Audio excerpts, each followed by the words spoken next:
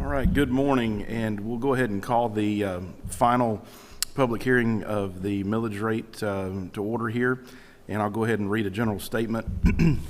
The purpose of this public hearing is to provide an opportunity for citizens to express their options regarding the 2020 millage rate. Tentatively, the 2021 original budget reflects an M&O, which is maintenance and operations, and bond millage of 18.75 and 0.00 respectively. Bond principal and interest is paid through eSPLOST, which is the Education Special Purpose Local Option Sales Tax. This public hearing is one of 3 hearings required by Georgia law before the Paulding County Board of Education may finalize a millage rate and adopt fiscal year 2021. And again, this is the last of the 3. And I also want to welcome Mr. James Stokes, who's in the back from the Tax Assessor's Office. Thank you for being here this morning. And I'll read a real quick general statement. While it may feel awkward to have your back to the audience, your presentation is being made to the board members for their consideration. Only one person will be allowed to speak at any given time. Members of the public, when speaking, are requested to sign in with their name, address, and contact information, which is right over here to my left with Ms. Taylor.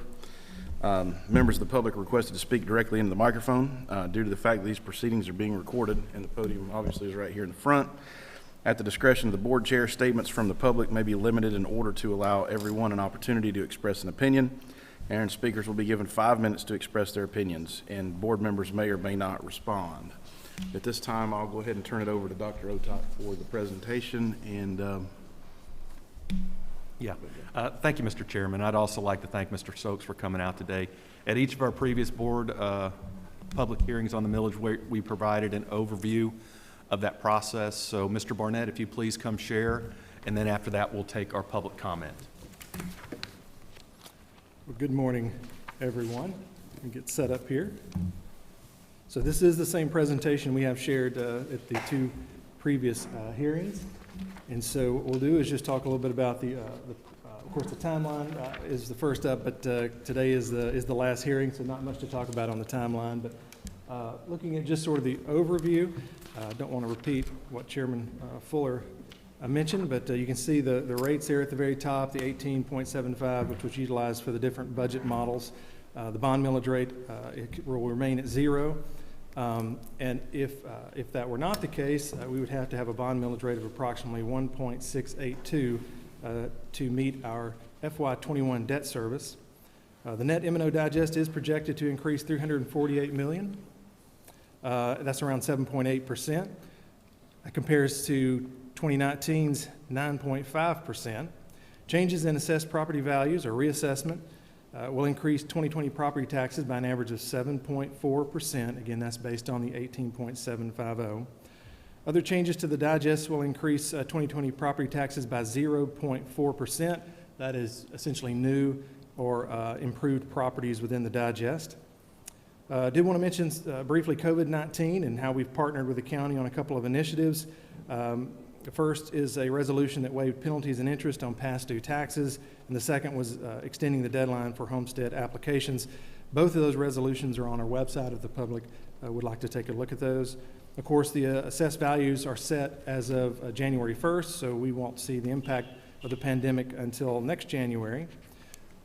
Looking at the millage rate process again just a little bit more, there are 2 types of millage rate. There's, of course, the maintenance and operation. There's bond. And then what this slide here is just highlighting that, again, that bond millage rate of 1.682 would be required to meet the 2021 debt service. And so we have an example there what that bill would look like. And you see the line item there for school bond. This example is the average home in Paulding County, which means this person's tax bill would increase $139 a year. Of course, what governs this process is the taxpayer's Bill of Rights, and sort of the heart of that is the prevention of indirect tax increases. And so part of our role in that is to calculate a rollback rate. Another key component is a press release that we have to issue that explains sort of the process. And of course we did that, and here's an excerpt from that press release, which was issued back on June 29th. Essentially it says that the Board of Tax Assessors, which is a separate entity from the school board, is required by Georgia law to redetermine value of such property and increase the assessment. Essentially reassess property values when warranted.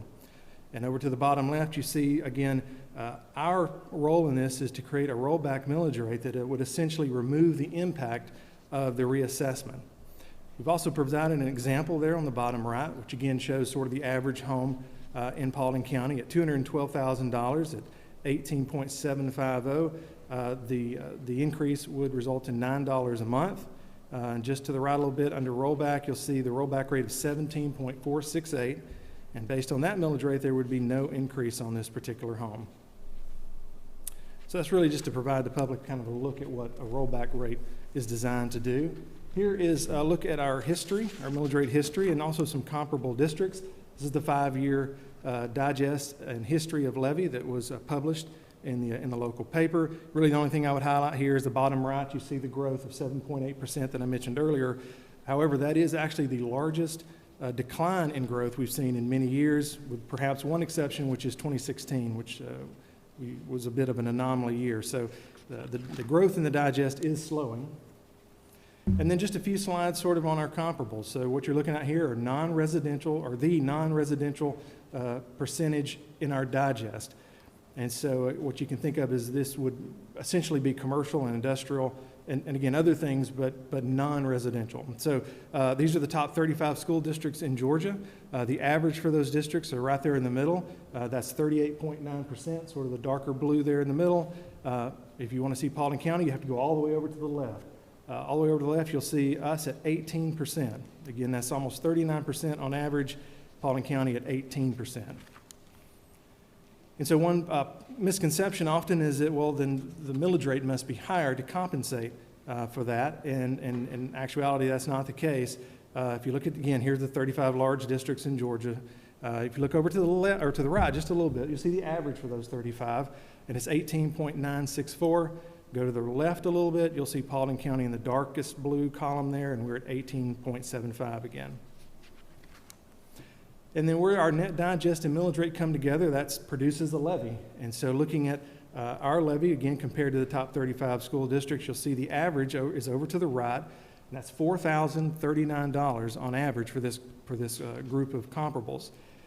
If you want to see Paulding County, again, you have to go pretty far over to the left in the darkest column there, where we are at $2,774. So that is a difference of $1,265 per student compared to our large district comparables. And here's another slide that just highlights sort of a historical perspective, again, of our comparison against comparables. And I'll just highlight again really what's written at the bottom, which is as of FY19, the most current data we have on other school districts, we still remain $486 lower in per pupil local revenue than our comparable districts, or $1,482 lower per student than the statewide average.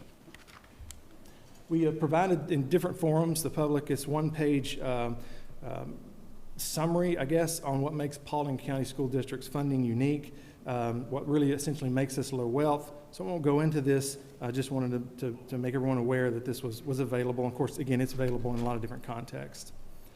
With that, we come back to our timeline, and again, no need to go over that because we're at the end of the timeline this morning. And with that, I am finished with the presentation. Thank you, Mr. Barnett. Thanks. All right, at this time, we'll move into public comment, and we have one citizen signed up to speak, Mr. Frank Quinn. If you can come up and join us here. Thank you. Well, thank you for allowing me the opportunity to speak. My name is Frank Quinn. I'm a business owner. I live in Paulding County. I have kids that are in the Paulding County School District. Well, the $139 tax increase is not much for most people, and with the rollback to counterbalance it, I just think that at this time, it really should be reconsidered or at least put on hold. You know, we saw in the slides that the non-residential digest is at 19% overall statewide. I spoke with the builder at Costco, and that Costco is going to be open in the first quarter of 2020. They're 6 weeks ahead of schedule, and that's according to them. I'm looking forward to it. I know a lot of homeowners in Paulding County are looking forward to it, and that should be bringing in a lot of tax revenue from neighboring counties, especially Cobb, because Costco is just better than most. So that'll be a good thing. Right now, the country is people that live in the U.S. There's 11 million people that are looking at facing eviction right now. we're going to see what happens with that in the near future. 1 out of 10 people can't afford their mortgage payment and are behind. So with that taken into regard, and up to the 2019 budget in Paulding County with 9 straight years of dropping unemployment and past tax increases being able to be passed probably with ease, I would again just ask that you reconsider.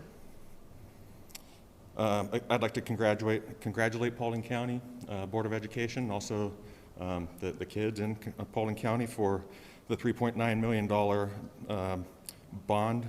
grant that extends literacy initiatives to all Paulding County School District schools. That's amazing. Hopefully that money will be well spent.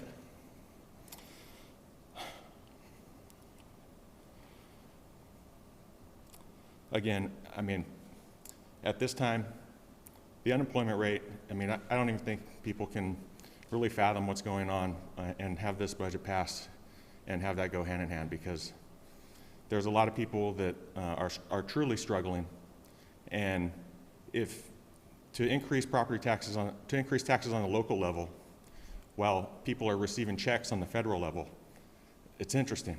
I'd say the road to serfdom is paved with good intentions, but I think it's unsustainable to continue at that rate. Thank you. Thank you.